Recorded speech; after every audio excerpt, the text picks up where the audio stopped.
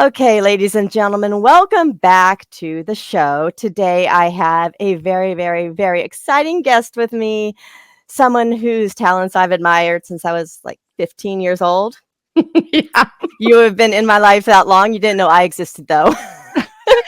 For you Life is a Cabaret listeners, you are in for a treat. And for you Dolls of Horror listeners, this is something a little different, but please stick with us.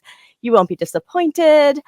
Everyone, please welcome one of my hometown heroes, okay? Actor, singer, a life coach, teacher, mentor, and now podcaster, Yes. the talented, lovely, inspirational Amy Adams. Not that Amy Adams, the other one. Amy, Thank welcome. you. People need to know that. They need to know that. They do. But to be fair, I've loved you far longer than I loved her. That's so funny. And I feel the same way too, obviously. So that I feel it's so tough because when people you go into that like, oh, Amy Adams is a famous name, and I'm like, I know, I definitely know. I've been hearing it for quite a while now. Exactly. Oh my goodness. Oh, Amy. Can I tell you my Amy Adams origin story? I would love it. I would prefer it because I know that you have that. You're like, I don't know you. No, I don't. The foundation of like, and in my brain, I'm like, she's got to have been melodrama kiddo. And then I was like, no. Yes and no. Yes and no. Okay. So please tell me. So the year was 1998. 1998. I love 98. Okay. Again, you never knew I existed. Okay. So don't feel bad. I love it. I was a figure skater at the time. Oh. And one of my skating friends was like, we need to get out and do something besides skate. And took me to see a show at the Melodrama. And it was the show. I don't think you were in it. My memory banks are a little fuzzy. Those were kind of dark days. But my first show was Guys and Dolls, and then Time Warp. And Time Warp 2, part 2. Not the first one. Missed that one. Mm-hmm. Right? And I remember seeing you going, oh, she's wonderful. And I was also like, how do I be that? This is magical.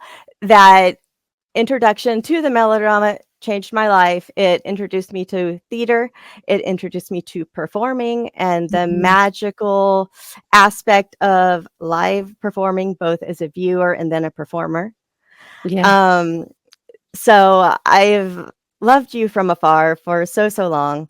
And then I became a volunteer at the Melodrama and stuff. But again, I was just like hanging out. I was so like quiet and shy, but I was a constant observer because I wanted to know everything you all knew.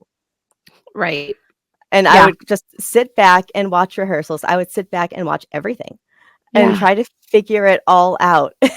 Yeah, that place was really special. There was something truly magical about it. Some of my most incredible memories in the industry come from that time frame, because I didn't even know that these performers were professional performers. It was my hometown. They had, told me, hey, we get our people from UPDA, so that Unified Professional Theater Association. Most of them come from a place, they come all together, meet in Florida, audition, and then they're selected for a season.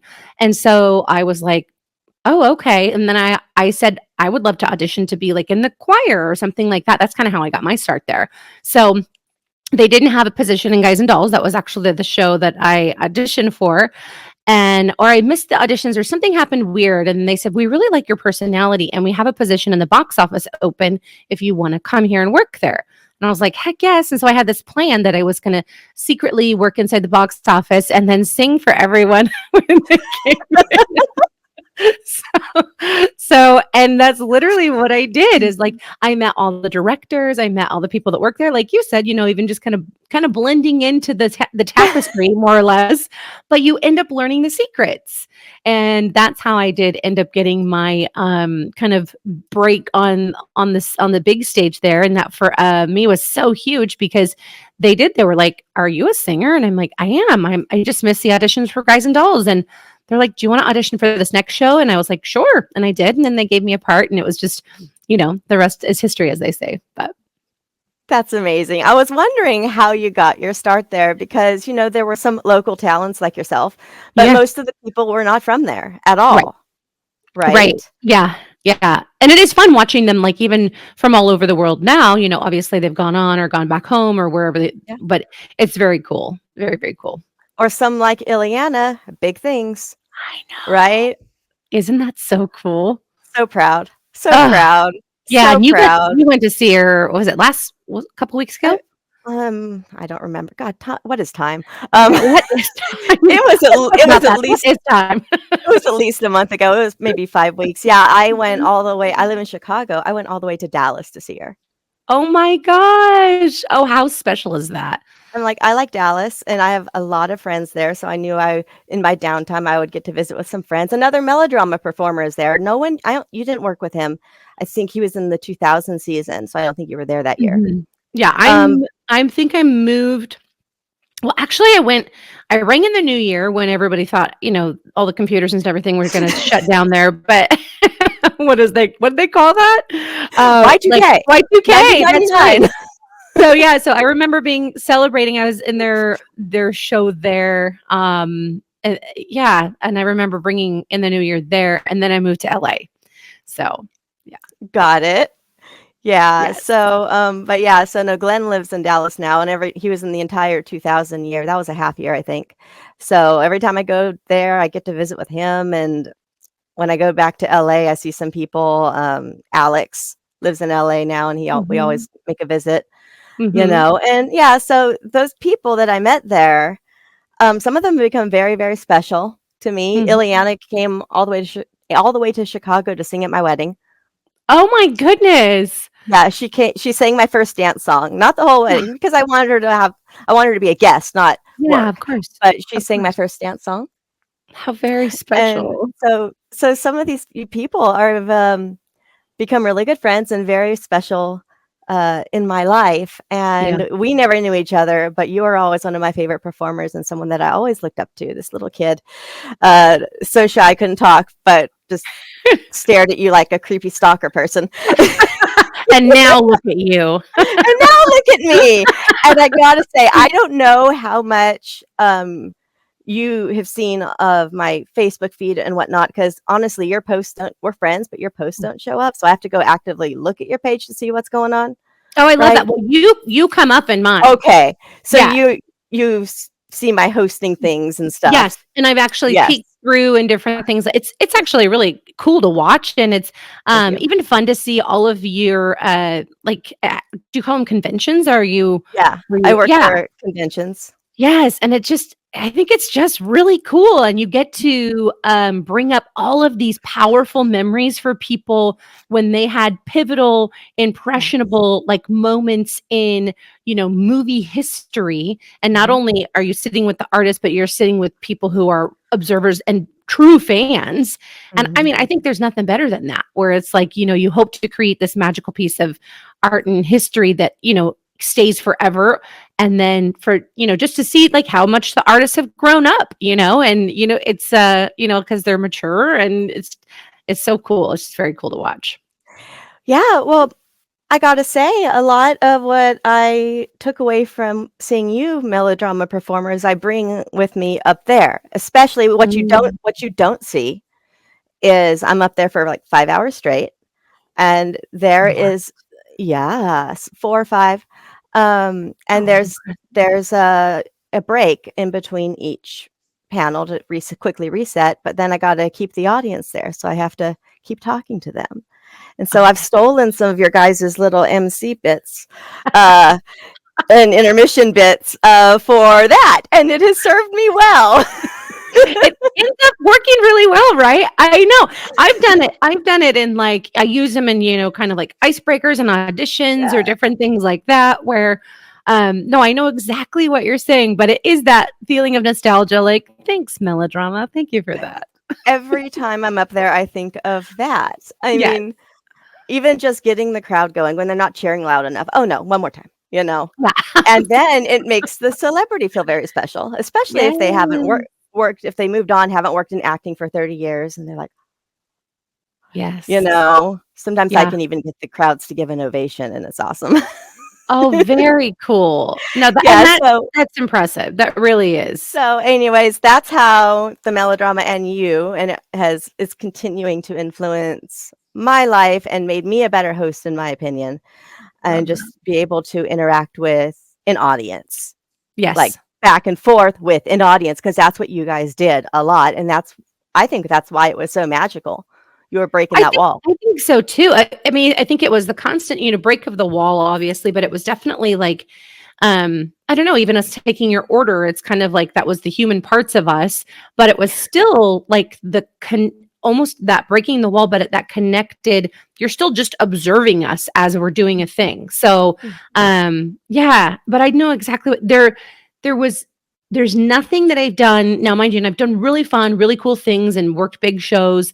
But there's a magic there that I can't quite put my finger on, and I think you understand the same thing. I do, because it was magical for me, Yeah. on the other side of it, Yeah. right? And Yeah. like I said, I just wanted to be that. Yeah. How do I be Absolutely. like these people? And now, 20 years later, um, is still using it, and, I'm so forever grateful to you and everyone there. I also have a fond memory. It's so funny. Also a waitress. I work at 3 different restaurants, okay? Oh, wow. And I went into, the fridge at one of my restaurants, I don't know, like 6 months ago to get a beer, and I pulled it out, and guess what it was? It was an O'Doul's. I haven't seen O'Doul's since the melodrama. And I'm like, "What?" Yes. Thank you, O'Doul's, for the memories. The memories of the non-alcoholic beer. Yes. Oh my gosh. So, yeah, these things just keep coming back. That's You funny. were the only reason I watched American Idol season 3. I watched Oh, season 1, I fell off on season 2, but Jackie told me before anything aired, Jackie Scott, yeah. that you were gonna be on it. I'm like, "Well, then I guess I have to watch it again." Yes, so nice. No, that was a fun adventure. Anytime like people would like let me know they were watching or, send me a message or anything like that, that kind of stuff, that always warmed my heart. Cause when you're on the American Idol train, you're on an absolute freaking island. And Yeah. they encourage it. I would encourage it absolutely for any artist that goes on American Idol now. Be on the island that you're on, have those relative touchstones from home. But man, it is an absolute island. So, tell me, I mean, we're gonna talk about a bunch of things. Let's just get this American Idol stuff out of the way because I know people wanna hear about it. Yes, of They don't course. wanna hear about the melodrama, they wanna hear about Idol. What? Okay. Right? They're like, "What's the melodrama?" Only No, the they're all like, cool moving kids know. along. Only the cool kids Only, know what the melodrama is. Uh, only. Yes. Hello, Amy. Guys. Amy Adams, what's up? Right. Ryan and I collaborated before this kind of all started. On what, makeup On, tips? on makeup tips. Hair tips. You're gorgeous in real life. All right, what are you gonna sing? I'm gonna sing "Rescue Me." Okay. Good song. Okay. Rescue me, take me in your arms. Rescue me, I want your tender charm, 'cause I'm lonely and I'm blue. I need you and your love to come on and rescue me. Come on, baby, and rescue me. Come on, baby, and rescue me. 'Cause I need you by my side. Can't you see that I'm lonely? Ooh, ooh, ooh.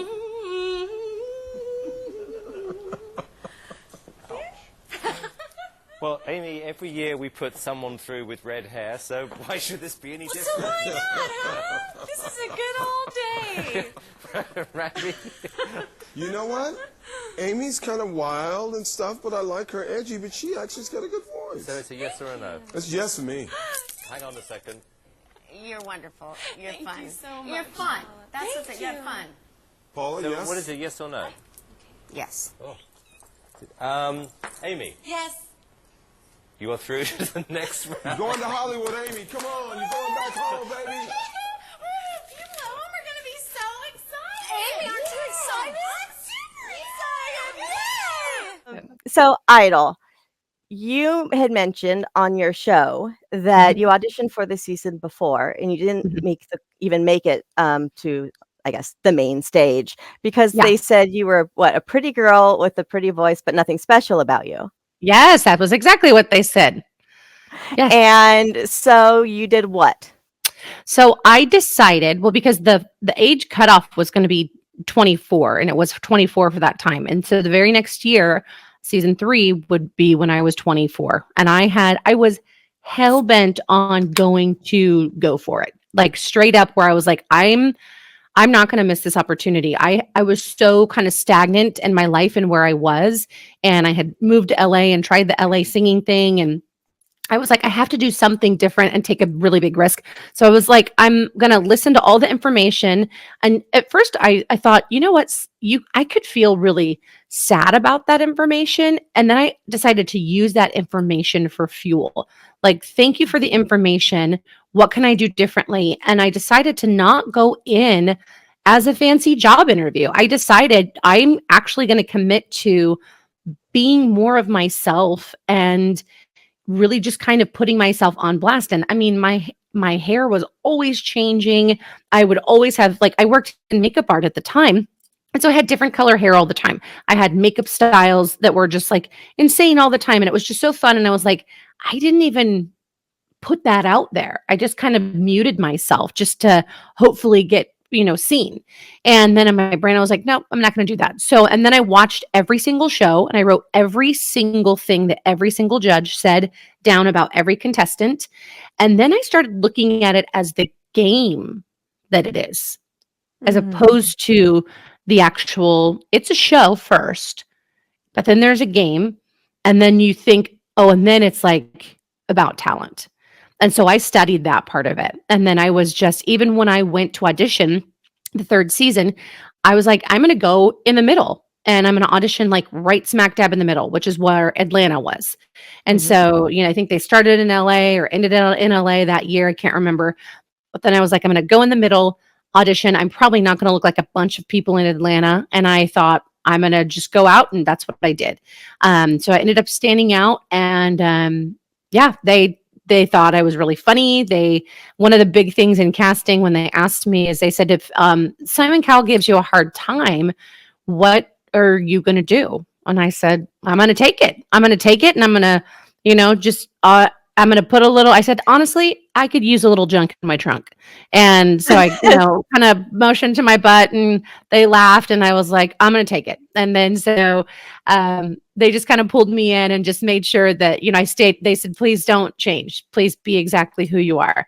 And that was just such a nice feeling coming from, fancy job interview. You don't get the part 2 years before. And then that kind of validation of like, I decided to come and be myself. And then I got the part. So it was good. That's amazing. Yeah. I shared one of your podcasts with another podcast friend of mine. Oh, good. Who I'm like their podcast godmother, showing them how to do it, the technical aspects of it. Because someone did that for me. I had no idea what to do. I know on my own. I had no idea how to even start this. And so I asked a podcast friend that I was listening to, wasn't even a friend at the time. Yeah. So I really like your show, but how do you do it? Are you in the same room? Like, what's going on?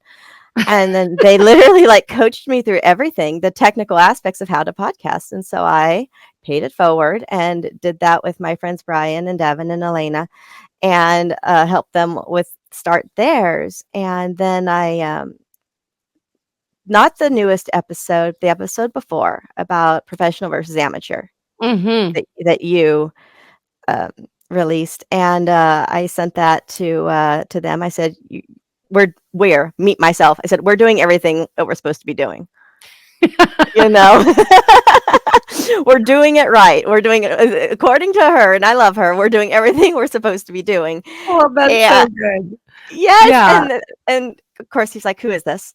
And so I found a clip on YouTube of your American Idol audition. I'm And sure it's great. your comment to Simon, you're gorgeous in real life. Something like that. It was. It was so funny.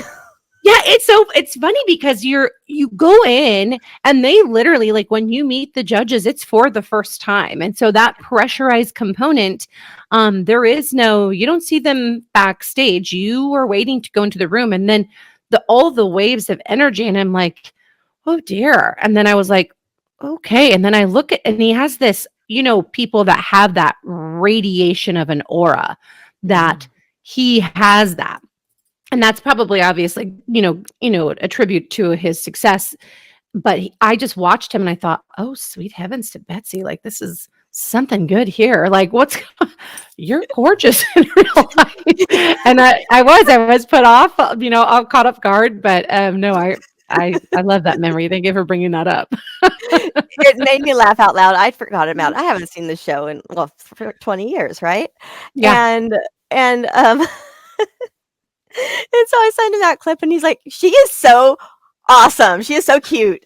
Oh, thank you. It's so fun because people now, it's funny because they'll, that was 20 years ago. But when they Yeah. meet me in real life now, they're like, I watched your old clips and your personality is still the same. Like, you have brown hair, but you have the same personality. And I'm like, yeah, I'm the same person. I mean, but just older. So I don't know. It's cute though, but it's very sweet. No, and I love the Idol memories. I love the Idol platform. I love what Idol did for me. Idol changed my life. It put me in this different trajectory that I did not absolutely have access to before then. Some people will say like, oh, well, if you're a real performer, that's just totally selling out. And I really look at it as selling up, where it's like, where are you going to get an opportunity to be on a main stage like that and people market you for free? Like, what? Like, imagine if you could do that, Summer. Imagine if you could take your show and put that on a platform and millions of people see you and you don't have to pay for it. All you have to do is show up and be yourself. It's kind of what I do at the conventions because my podcast, my horror podcast, Yeah. They sponsor it, right? So Love every it. time I do a con, I get a big bump, Yes. Yes. right?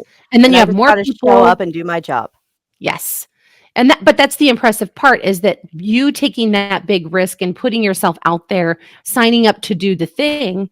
I think that's the magical part. That's kind of what I talk about a lot on the podcast, is that we all have these dreams inside of us, and you could very easily have like let yours die inside of you. Or you could say, no, I'm just going to figure this out. I'm going to teach myself how to do this and then pass that on to other people. I was so stuck on the podcast thing, honestly, that and I have so many irons in the fire, and Oh, right? Me too.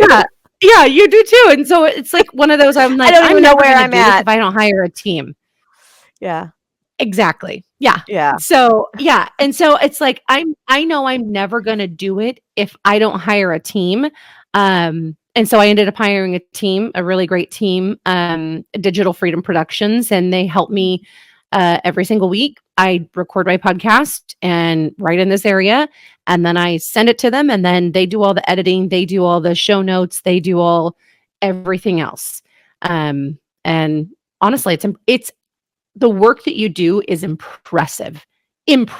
Like, I did not sign up for that work because I don't know how to do it. So, and it would take Figuring it forever. out. Yeah, I messed Yeah. up a lot, and things went wrong. Things still go wrong. I've been doing this for 4.5 years, the podcast part. Things still go wrong. Yeah. And just like you said in one of your episodes, when something happened to the episode and it didn't get released when it needed to get released, and you're like, well, this happened. Ugh. Exactly. And it's Oh, like, yeah. yeah, well, this happened. What are you going to do about it? Just figure it out.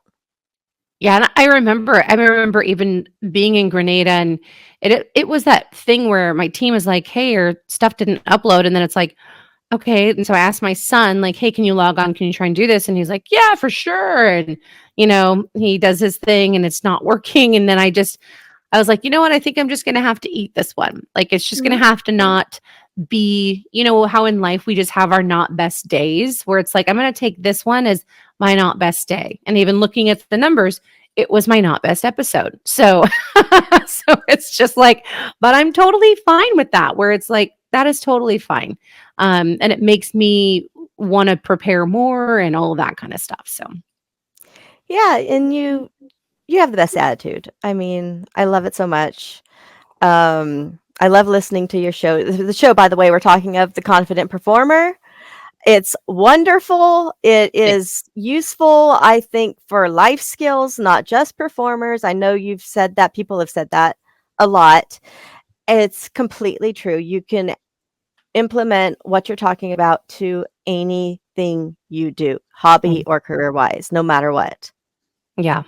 Yeah, and truly, I mean, while we're, in the encouragement of niching down and really kind of getting to our market of performers, the information is universal. It is truly blanket information that it tells you that you are worth every bit of following your dreams. It doesn't matter what your dream is, and that everything is a practice and a procedure that is a potentially, like, you may fail, you may fall, you may flail, it may be embarrassing, you may suck, all of these things. But I think the normalization of all of those things, doing those things even publicly, messing up, being awful, taking responsibility, I think that's the cool part. I think that's kind of what we want in our world. We want someone, when they screw up, to say, hey, man, that was rough, that was bad. But then really kind of take ownership and then say, I plan to be better, I grow to be better, and then, hopefully each day we just get and provide better. And that's what I want people to feel. And like I tell people all the time, I'm like, well, you're going to suck at first. Whenever you do anything new, you're going to really blow, probably. Yeah. And you just got to figure it out, know that you're going to suck. Yeah, absolutely. I went back and I listened to our first 6 months worth of episodes. Oh, they're rough. Oh, are they? Oh, they're really bad. It's bad. It's bad. It's rough, but it grew. Yes. And so good. And in my mind, I look at that stuff as, you wanted to do a thing, you started the thing. That's all you did. And all you did was get better.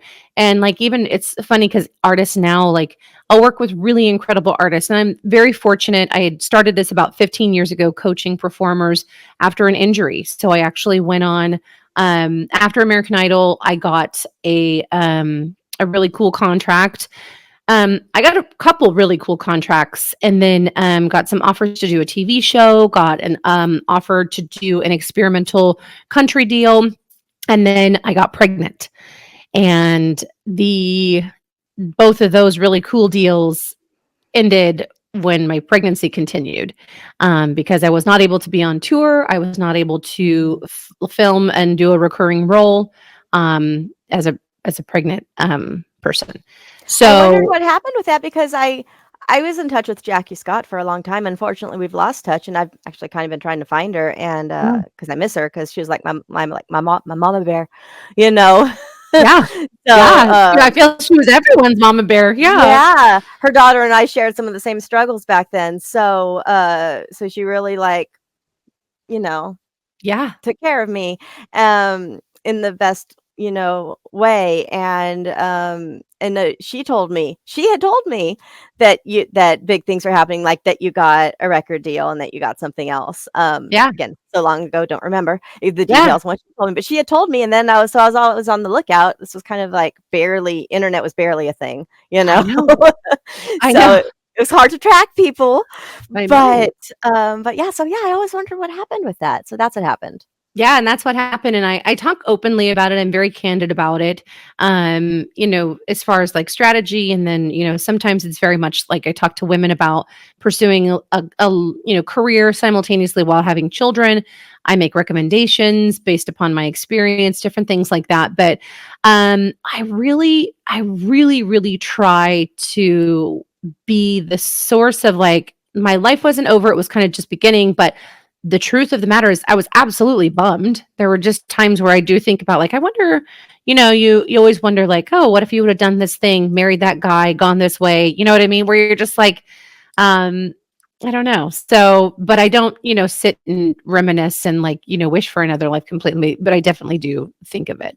And then I got a really cool offer. I was sitting on my couch, 8 months pregnant. And then Andrew Lloyd Webber's team was getting ready to bring back Joseph and the Amazing Technicolor Dreamcoat, the national tour.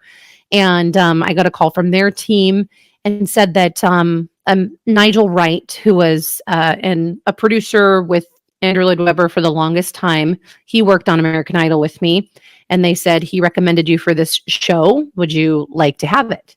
And I was like, what do you mean? Like, would I like to have it? And they're like, it's a 2-year contract. All you have to do is say yes. For the person that recommended you, he comes, you don't beat him when you get a recommendation. And I'm like, so I just say yes. And they're like, yeah. And then you just negotiate your terms. And I was like, I have a baby in me. I look like a very big pregnant lady. And they said, that's okay. The show starts in 4 months and you can bring your baby with you.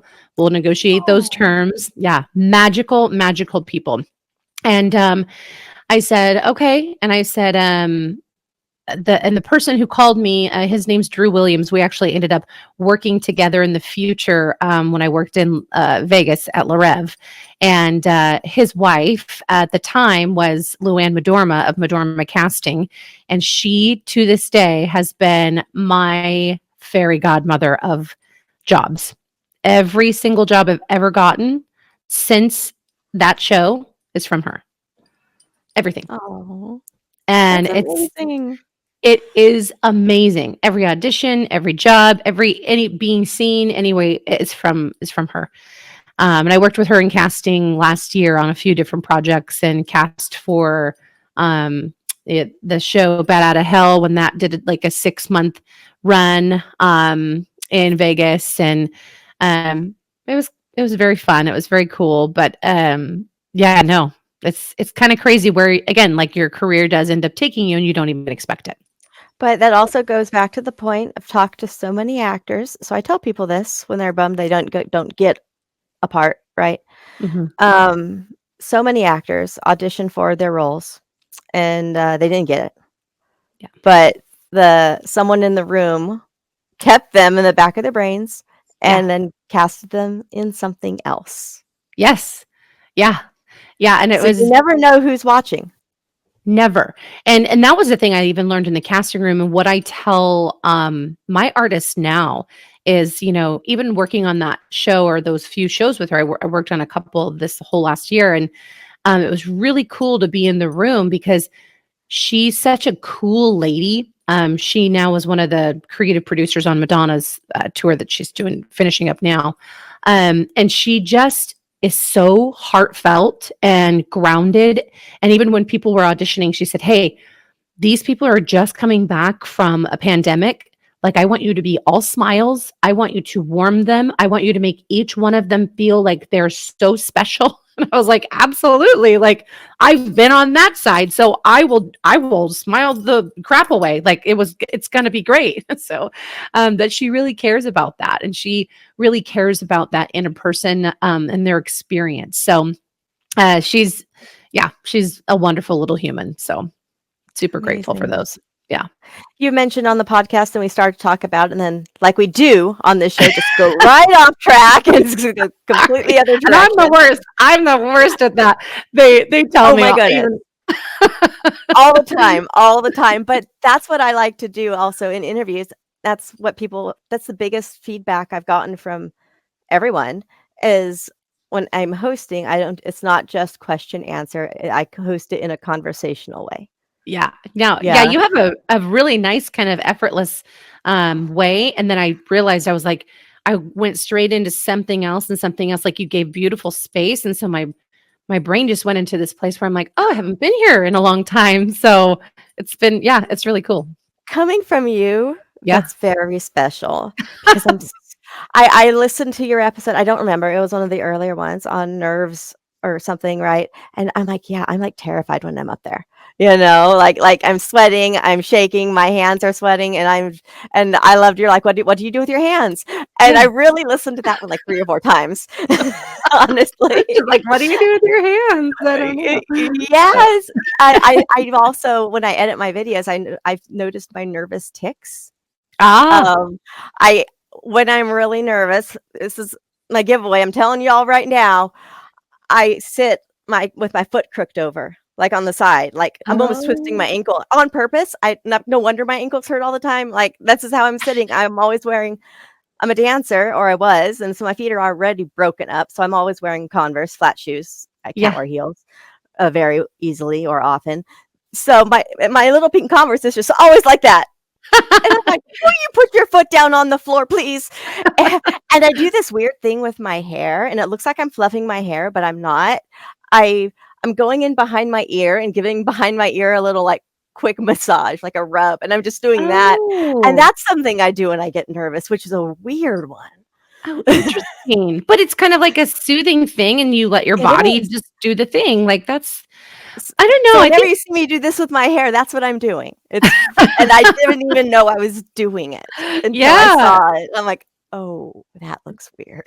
Yeah, but those things are I think they're just I don't know, they're the ones that are humanly necessary. And I think even if they're momentarily like, you do see your foot that way or you do kind of watch you do your hair, it's the people where they'll be doing like something like this with their hand the whole time. Mhm. Or they open and shut their hands, or I call it give your pants a massage, where they just kind of like put their hands and they just kind of like do this with their hands on their pants the whole time. Is It's like, we can see you. Please stop Yeah. doing that. Yes. And I love and that what you said to me just now was like the biggest compliment because I listened to your episode on how I listened to all your episodes. Okay. Thank you. I appreciate that. I I listened to do. your episode on how when you watch somebody speak, if they're not comfortable, it takes you out of it, or if they are, even if you're not interested in the topic, you're into it. Right. And I Yeah. was like, gosh, I hope I do that. And then you Yeah. just told me that. So that's the biggest honor. Thank you so much. I appreciate that. Absolutely. No, and you really do. It's Melodrama. yeah. Thank you, melodrama. No, and it really is true. I think those are those times, whatever you end up relying on that does end up working for you, Mm. that's the most important. And then you find that consistency and even find that kind of relative calm in the trial and error of the journey, really, because that's what this is. This is not a dress rehearsal. This is the real deal. And that Mhm. the more you get confident showing up in that just that just shows in every single room that you get to go in, that practice of confidence. And it's funny because even when I speak to a room for 10 minutes or I speak to a room for 30 minutes or an hour, I say, what's your greatest takeaway in observing me? What, if you could say one word that I am, what word do you see? And so many people in every single room said confidence. Mm. And that's why we named it the Confident Performer. And so it's one of those where I was like, and I wasn't even focused on that. I just was focused on being genuine. And I think that me being in my genuine space came across as confident. And I think that's what people want to feel. You can be your truest self, but also be confidently your truest self and be so proud of those differences that you are from anybody out there. That's what makes you exceptional. And that's the fun part. Oh, I love it. Thank you so much. Yeah. Yeah. Okay, going right back on the track I was going to get on. You another parallel we shared, not necessarily in the same scenario at all or the same cause, but you started to talk about your vocal injury. You've talked about it a little bit on the show, how you vocal hemorrhaged during Yeah. your tour.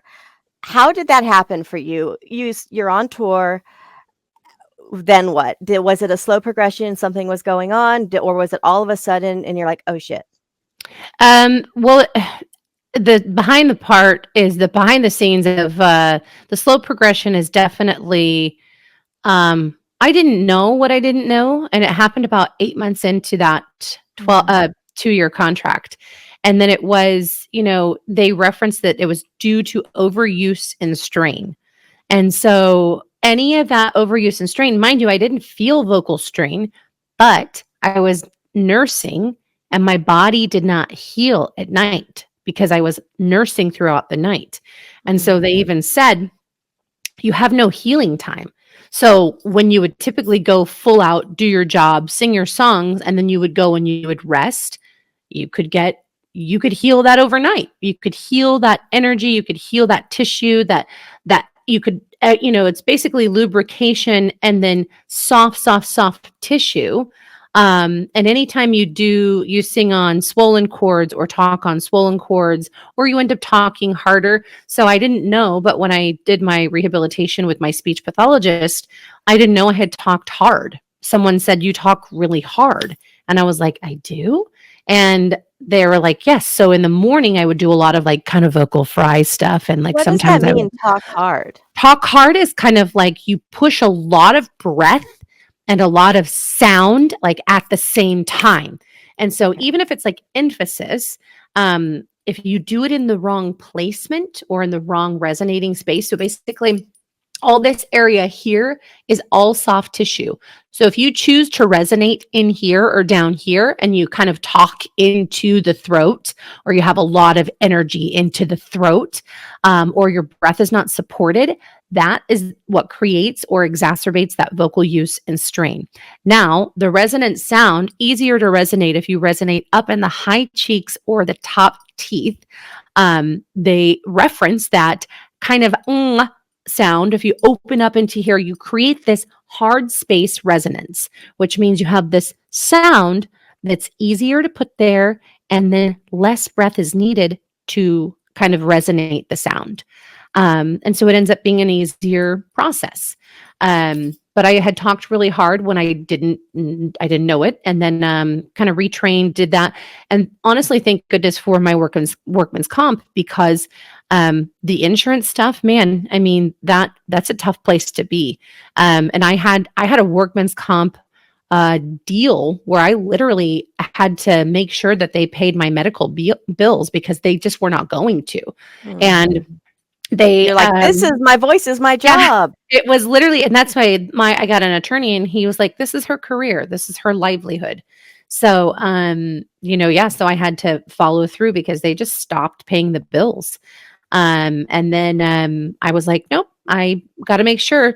And so then I ended up doing that surgery. And again, I was able to use the best doctors because they were the most qualified in my field, and they were the closest proximity to where I lived. So in LA. So it worked out. It all worked out. But it definitely derails a bit.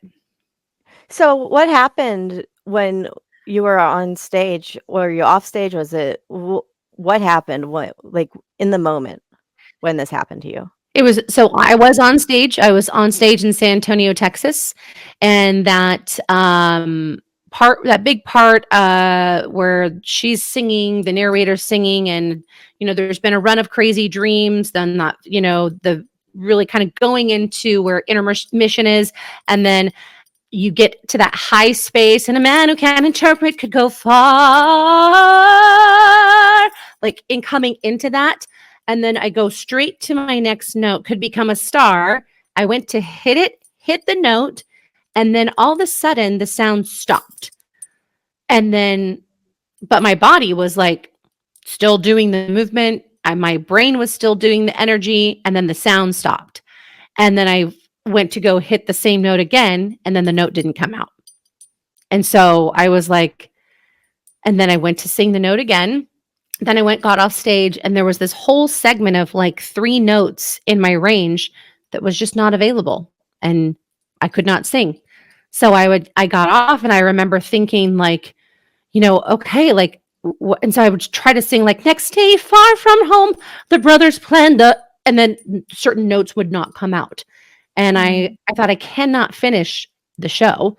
And so they sent my understudy out, and I'm 5'9", and she's like 5'3", and she has blonde hair. And they know they build the show as a star billing, and so they knew that Amy Adams was not finishing the show. So, but she finished the show, and then she finished, and then my understudies got really fortunate on this tour because they got to take a lot of dates. And but even when I went back and did some vocal rest, I was ordered to 3 weeks of vocal rest, and then doctor's appointments and all that kind of stuff, and then went back in Orange County, and it was still not where it needed to be. And so then I had to quit the tour early, and then I obviously didn't do the extended contract. So it was very, very tough, very tough. How much downtime did you have from you had surgery, you said, in your podcast, right? How much downtime from that till you could start to sing again? Truest rest, I tried to honor it and give it about 6 months. And then I honored the rest of the actual heal time until the doctor gave me clearance 6 months later, so a full year. So it took the injury. We tried to heal it naturally. After 2 years, didn't heal naturally. Then I did the surgery that third year, and then waited a full year of vocal rest. Once I got my vocal clearance in 2011, I then literally I called Luann and I said, "Hey, I'm ready to start working again." And she said, "I have a job for you if you want." And I said, "Okay." So, yeah, I auditioned and she brought me in to do this cover contract for a show that was the #1 show in Las Vegas for many, many years called Le Rêve, at Wynn. And I was there for almost 6 years. Wow. Yeah. Yeah. So let's go back to the very beginning, Miss Amy, of your acting and Yeah. performing, singing journey. How did this start? Like, when did you know you loved it? What happened? Well, interesting, kind of similar to you. I had always thought I could sing. My mom was like, "Yes, you can sing. Like, let's try." But we didn't have a lot of money. And so I wasn't able to like do lessons or anything like that. She paid for lessons for maybe about a month. I trained with Don Chase, who was over at Melodrama for a long time. And super awesome, super great guy. And he would always say, "You're really talented. Like, you should really continue to pursue this." And we never discussed that we didn't have the finances to support it. But I saw a show at Melodrama. And I saw a show when I was 14, and it was Jekyll and Hyde. And I saw Jessica Merritt actually. And I was like, I'm like her age. Like I could be like that. I could be her.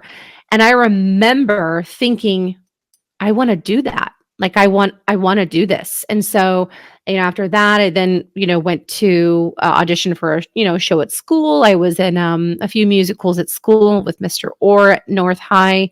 And then I auditioned over at Melodrama when I was around 16 years old. And then that was it. And then I was the box office girl. And I loved being the box office girl because then when I started singing, they're like, you're from the box office? I'm like, yeah. I'm like, that wasn't like the only thing I did. I came here as a singer, but I just worked in the box office. Yeah. So they always made the joke of like, "Oh yeah, the girl who got the new part, she's the box office girl." And they're like, I think they even were like, "I'm sorry, what did you say?" It's like, but that's what I teach that in my podcast. I teach strategy in my podcast. That is part of the strategy. Weaseled your way in. Yes, I did, babe. I weaseled it up. So, yeah. We have a lot of similarities and a lot of parallels. And the more I Yeah. talk to you, the more I realize it. I did the same, like with the figure skating, very Yeah. expensive sport. So Yeah, and we were very not rich, Yeah. at all.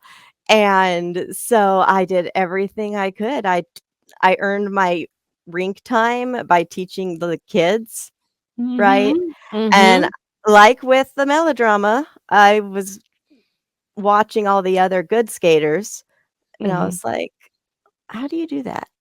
Like, Yeah. what exactly, technically, what are they doing?" And I would mock it, and I would fail a lot and hurt myself a lot, and then I got it. I got Yeah. it, finally. And so I taught myself a lot, and paid for lessons by teaching lessons, and paid for ice time by teaching lessons. Yes. And I was young, so it's not like it was legal. So it was like, here's your freebies for teaching these illegal lessons. Yeah, exactly. Keep on doing it. Thank you, Yeah. Ice Palace on Rosedale Highway.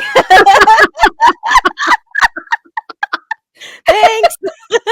they're That probably long wasn't gone. the only illegal thing they were doing. That's probably the least of their illegal things. They folded before the Melodrama did, so they're long gone now. Yeah. But yeah, it's crazy. So many parallels. The more I Mhm. talk to you, it's weird. It's awesome though. It's so neat. It really is. Right, especially since I'm like, I want to be her. You're too kind. Too It's so kind. funny. So you've done a lot of acting roles. You're not just a singer, of course. Yeah. I loved so much Bertha and Curse You, Jack Dalton. Ah, One of my favorite roles ever. And I loved the Mikado. Were you Peepo or Pity Sing? I can't remember. Oh, I think I was Pete Bow. I think so, because but my I can't brain. recall. Yeah, And, I think and I this was. was the other one. I can't Yeah. remember. Yes. So. Yes. And man, talk about a voice. Liz's voice, Oh, insane. right? Insane. No, and she was incredible. I remember when she came in, true alto, like true alto. And she Yes. could read music so well. And she had him in front. She was from New York. So she had that New York air about her, that larger than life, her voice larger than life, and really had that presence on stage. And it was just, even watching someone like her, working with someone like her, yes, we were technically colleagues, worked on the same level, but she had an education that far surpassed anything that I had done to that point, and it was evident. And so that was the fun part, is that, all those people that came through there, I got to train with them and work alongside them, and they were highly educated. They Yes. went to school for that, and then they got hired to do the thing they did in school. And I got to learn from them front and center. And that was the pretty cool part. And I think that's probably why it's so nostalgic for you too. Yeah, on the job training, right? Yeah. Come here, kids. I'm going to teach you how to ice skate. Exactly. And the same thing with the performing, all of it, And what else? Snow White was fun. Oh, that was so fun too. Oh gosh. But I really love Mrs. Claus. What's that? I really love Mrs. Claus. Oh, that one was a sweet one too. Yes. Oh, good memory. And you have done a lot more, even things I haven't seen before my time.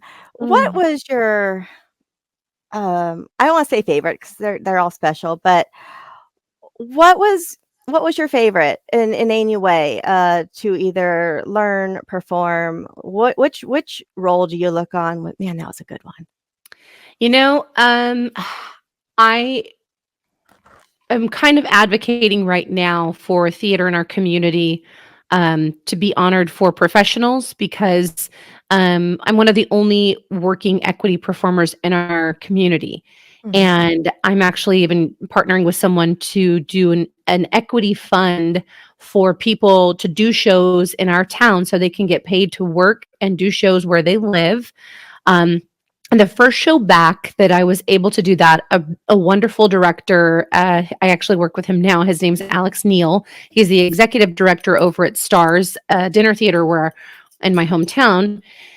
And he offered me 2 roles, and one was Christine in Dirty Rotten Scoundrels, and then he offered me the witch in Into the Woods.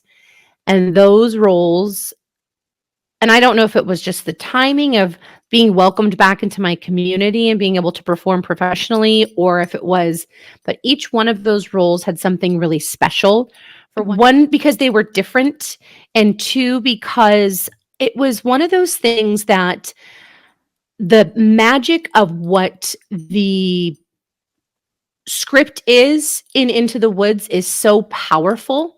And I think that for me was like, there was always so much behind what the witch was saying.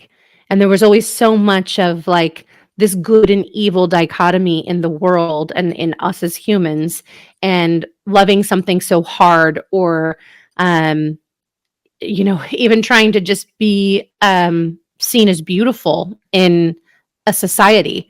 I don't know. I just fell in love with her as a character.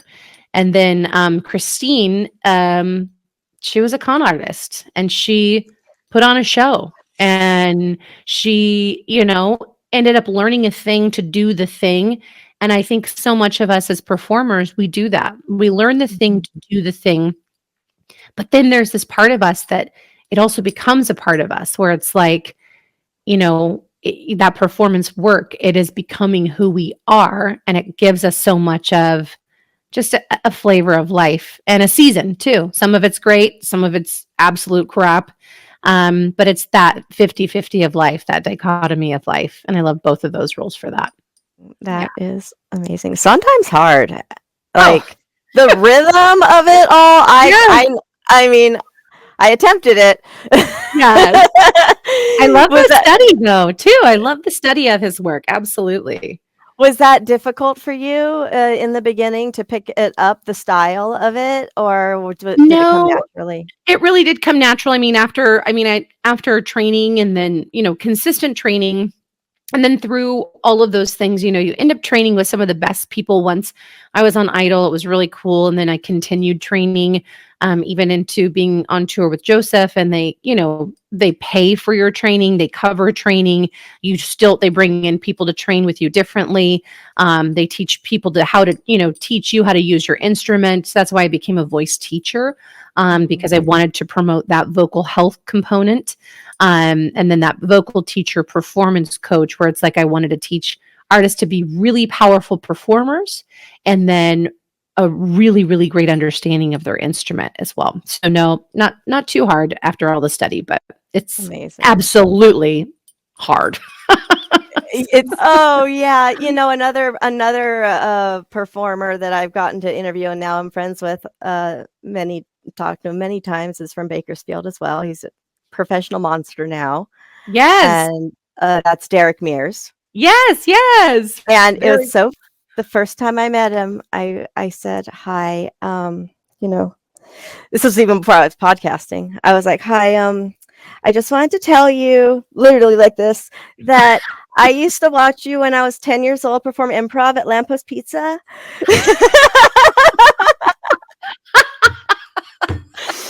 And thank you. And he's like, what? Wait, what? So that's another hometown hero that I've gotten to talk to a lot, and it's just so funny when we talk about all those old things that happened in the very beginning of your careers, and they're like, what? Yes, but I think that start is important. I think it's important for people who, anybody listening to your podcast, or even, showing interest in the work that you do. That's the thing. It's like there's always a starting point, and hearing the foundation of everybody's different starting points. And you obviously have a knack for like remembering really special early times. Like even the things that you have just named of mine, those were really special early times, but I seldom reminisce on them because I have done so many different and other things. So the magic that you're able to bring up with those memories is, for one, impressive, and for two, thank you. So, I mean, it's really cool to have someone remember those starting points for you, and you don't know someone's watching, kind of standing by, and but then willing to share that, and it's really cool. I appreciate it. Yeah, it's very interesting. Like I said, I don't remember a lot, but there are certain like flashbulb memories, moments from that period, and most of them took place with you guys. I love it. I love it. Well, for us, I mean, for me, that's certainly magic moments. So I really appreciate it. Thank you. Amazing. Okay, so you are also, you said, a vocal coach and you're a life coach. Yes. Yeah. What happened first? I started with vocal teaching, more or less. I partnered as soon as I had my vocal injury. I was unable to work. And I thought, what am I supposed to do while I'm healing for 2 years? So I created a partnership, and I created camps for kids that celebrities come back and mentor youth through the arts. So we do like a 1-week summer camp. We work for 15 hours with me and they coach with me. And then I have someone come in and share their story of their time in the industry, how they got their start, where they are, what they're doing. And I had a lot of these artists come in from The Voice and from American Idol and, just working industry artists. I had some dear friends that worked with me in Vegas come out, and people from, the group Il Divo and all that kind of stuff came out and worked with these kids. And it was really special, still really special. I started that 15 years ago and it's still going to this day. And That's so amazing. so I filled my time with that because I made a deal to myself. And the episode that came out today on the Confident Performer about self-sabotage, you'll hear I made a deal with myself that if I was in a place to create more opportunities for people and people that came from where I came from, that I would go back and that I would do that. And so I created a program this year where I met about 35 students, and I said to them, I will match you with a mentor, and I will match you with someone in our community or even outside of this community that focuses on something near and dear to your heart and how you want to grow. And I will allow you to grow with me. And I will walk through this process with you because I want to expand their scope of what's capable in life. And that's what I do now. And so that vocal teaching component started first, and that kind of coaching started first. So really, it's that performance coaching. And then I started getting coaching for myself and my relationships. A lot of my life was, working very successful, and I found there were a lot of strain on my relationships and the balance of relationships. And so I went to a mindset management coach about 5 years ago. And then I thought, I want to teach and incorporate mindset management, performance coach, and vocal coaching. And I'm like, and I want to do it with entrepreneurs and performers. And so with that, it really just kind of is an all-encompassing people who want to do things at a larger or greater level successfully and not get in their own way with their thoughts and feelings and achieve goals. And that's what I did. And so that's really kind of the life coach component of it as well. Where do you find time for it all?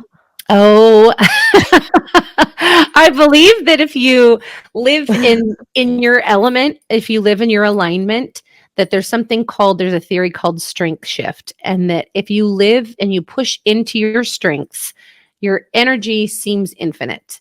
And that if you sign up to do the things that you really, truly are passionate about, you run really hard, you sleep really hard, you love really hard, you rest really hard. And so it creates a great balance. And so that's the thing. It's like I do everything all of the way. And sometimes you fall, sometimes you get injured, sometimes you get sick, but listening to your body and taking the time for that is so important. And I make sure to do all of it. So, what has been the most rewarding part of being a life coach? Oh man. Probably the most rewarding part of the life coach component is okay, I've one client, a few clients that just wonderful stories. I basically love to say I have 100% success rate if you do what I tell you to do. And I'll say, you don't have to do what I tell you. You can try it and you can change it and say, no, I'm not going to do that. Or you can try the thing and see what results you get. And if you get good results, continue to do the thing. And I have a woman who had lost her mother, and she felt really, truly alone in the world because her mother was kind of like the controllee of her life. And she was also a relative touchstone for so long. So she just felt lost. And so my journey with her was to remind her that she was all she would ever need, that she was waiting for someone to come and rescue her. She's waiting for someone to meet her on the bridge. She's waiting for her love of her life, and her love of her life is her.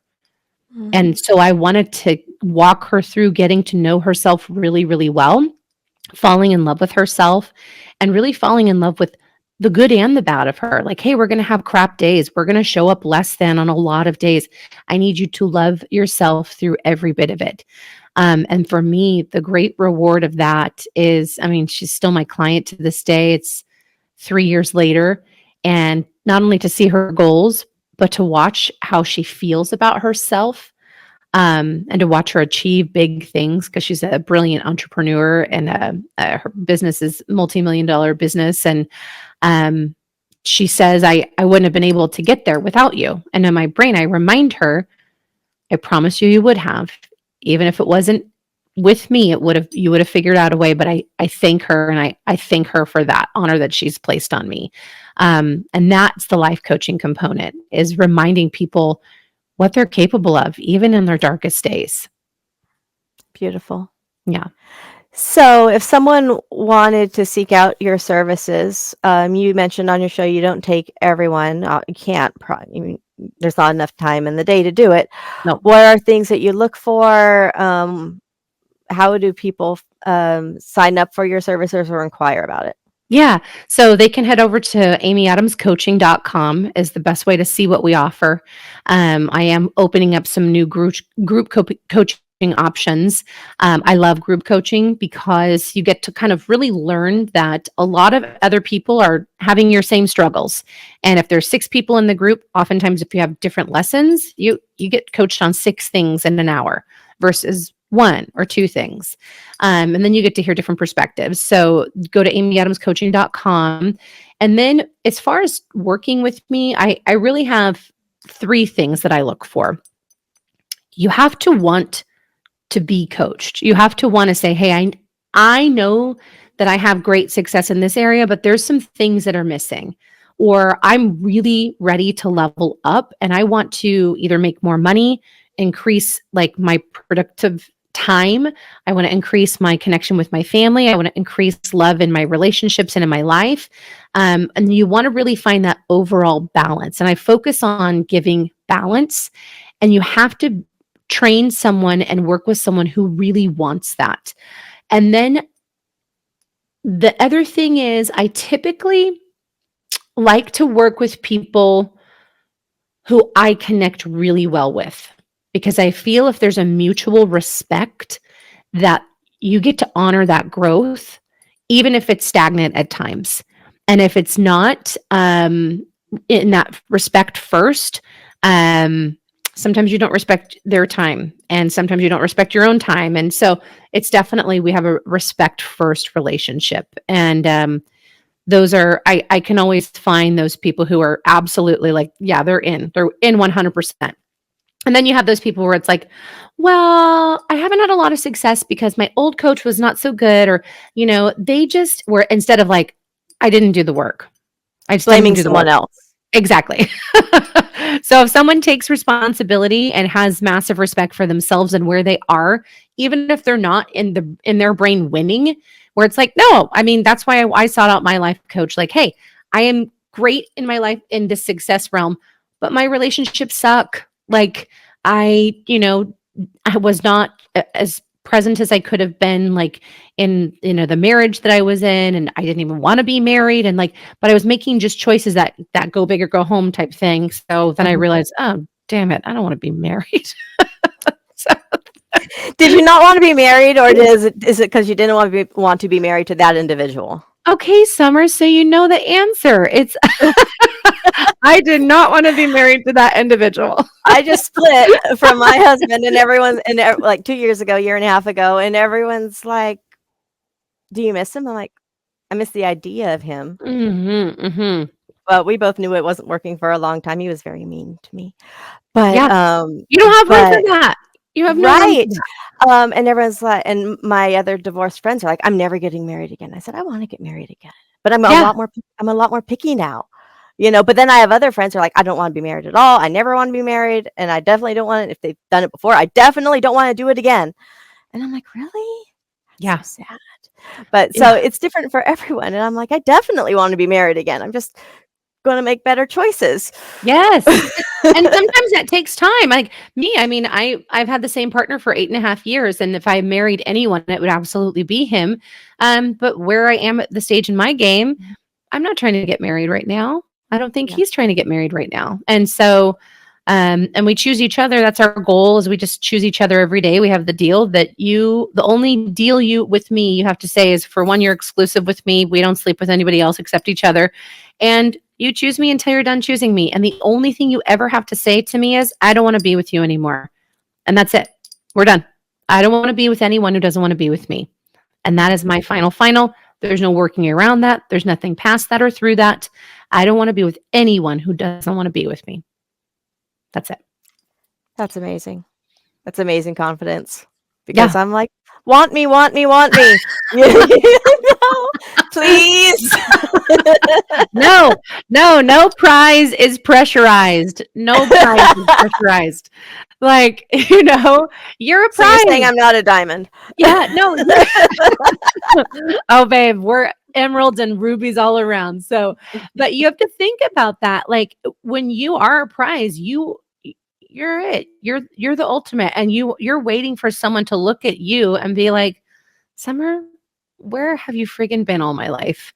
And just look at you and be so like happy to be with you and look forward to the minute in the moment they get to talk, just to talk to you, because they know that you're busy and you run your own life and you run your shows and you run your game, and just to get to talk to you, that they're just waiting, that you're not chasing them. They're just waiting to talk to you and so excited, and you're just there to love and enjoy. That's it. Thank you. Yeah. I feel like accidentally used you for free advice. I didn't mean to. Free life coaching for maybe right here. That's called an occupational hazard on my part. So yes, but we're having a conversation as friends, okay? I'm not like, so help me. No, exactly. But it's so funny because I actually just went to my coach, is my most recent coach. Where I'm done with her now. I'm moving on to a different coach, but it's one of those. I went to a retreat, and there was very much that occupational hazard where it's an open forum. We're all talking. Lots of people didn't end up kind of sharing information, and I did. And so it's like, am I an oversharer? Am I an overcoacher? Am I an emergency coacher? Like, what am I doing here? And I find that, like, looking at people as who they are, just the human beauty of who they are, I find that I just get attached to what it is in the moment. So me spending this time and sharing this time with you, it instantly is like, how can we maximize all that we have in this moment, this energy, this exchange, your desire to be here, my desire to be here, and what that actually means. And So you said many times you're not a small talker. no, not interested. Absolutely not that. interested. I love that from you. All right.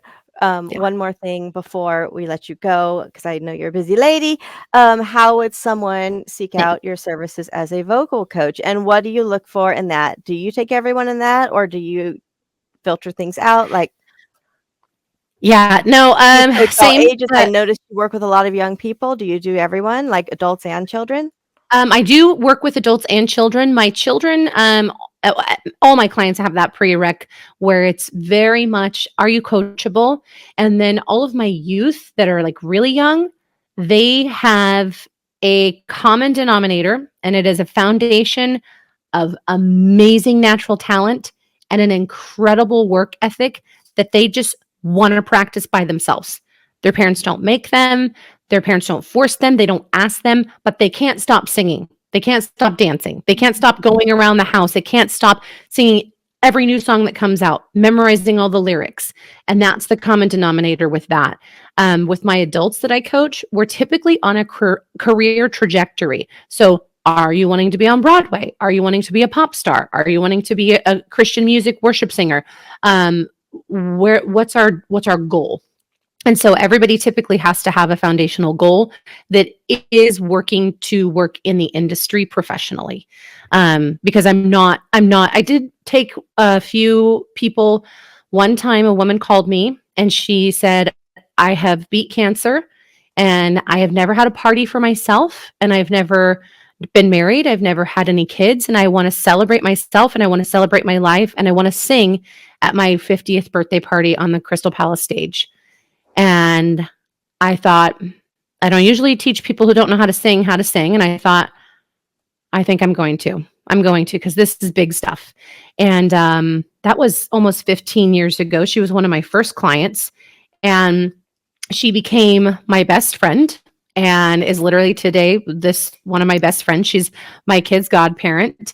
And I was just so proud to help her kind of fulfill that dream. And we did fulfill that dream. And she did it again when she was recognized, and she, paid the Fox's Note and bought the Nile Theater, and she wanted to sing for her video.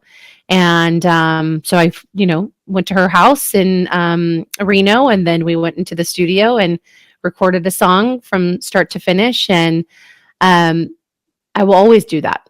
And is she going to be a professional singer? No, but she wants to sing and make a big impact, and she gets to. And she was honored as a philanthropist of the year for 50 years of philanthropy and giving. And so for me, it's people like that doing big things, just in their life, even if it's not, recognized as a famous thing. It's a very, very big life. So, Wow. yeah. And they find you for that on the same way, Amy Adams Yeah, Coaching. amyadamscoaching.com. And that gives you literally access to all my resources, all of what I do, all my consulting services, tells you about the podcast. And then in the podcast, I have some fun guests coming up. Man, I'm very excited. So I'm so glad I have an avid listener, because you're going to see. I mean, Will I know some of these people? I hope so. I'm just saying. I hope so. But yeah, no, it's gonna be pretty fun. So yeah, just all together, I've just been very excited to, be here, do the work, and thank you for having me here to talk about it. I appreciate it. Thank you. I have to say the podcast is very good. I'm very impressed with well, you do public speaking for a living, so of course, this is what you do, but you flow so smoothly. That's very nice. And you're doing it, with the exception of time of recording this, you've only had one guest that you're talking with. Right. So you're talking alone. Yeah. And it's very hard to do that and sound confident and clean. Yeah. Without a lot of hemming and hawing. And it's like I'm listening, I'm like, it's so clean. And I know some of that's in editing, I'm sure, but it just all flows. So you Thank and your you. team do a great job. The podcast's episodes are not that long, listeners. They're not like mine, kill it in 20 minutes, right? And and it's worth it. Please check it out. I don't care if you're not a performer, just do it. Do the thing to learn how to do the thing. Do the thing. Right?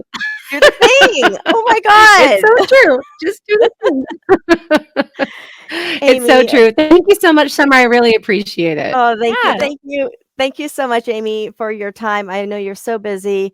This has been about a month in planning, and I appreciate you so much for the last 25 years.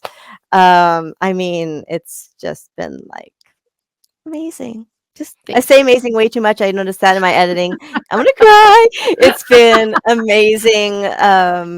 And then connecting with you, and then connecting with you here, because you've always been one of my personal idols before you were an American one. I appreciate that. That's very important.